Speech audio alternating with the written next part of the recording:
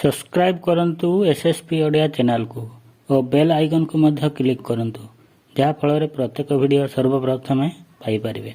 हाय friends, SSP Odia channel को आपन को स्वागत। एही कारणरू उच्चता वृद्धि और यौवन प्राप्ति रे होइथाय विलंब।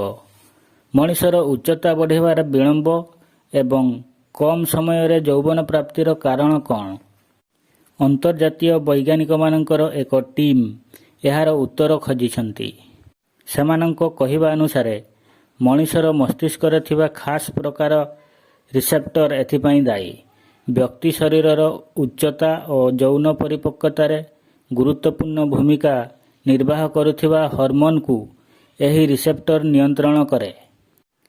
कैम्ब्रिज यूनिवर्सिटी, लंडन रो क्वींस मेरी university, Bristol university, Michigan university और अंडरबिल्ट यूनिवर्सिटी रो वैज्ञानिक माने मिलित भावे एहा उपरे अध्ययन करछंती।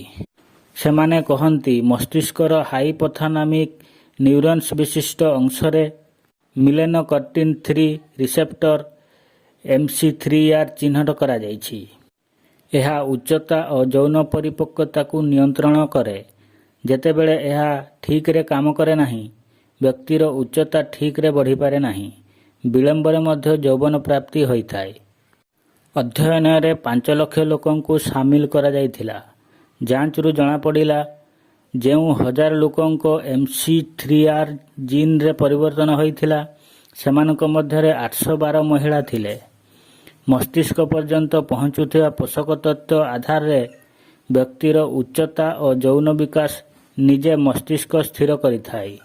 जेउ पिला विलंबरे बढ़ंती सेमानक पई एही अध्ययन प्रभावशाली प्रमाणित हेबो बोली गवेषणा रे दाबी करा जायछि। अध्ययनर फलाफल विभिन्न दिगरे लाभप्रद हेबो। रिसेप्टर को भलो भावे काम करिवा पई औषध विकसित होई पारिबो।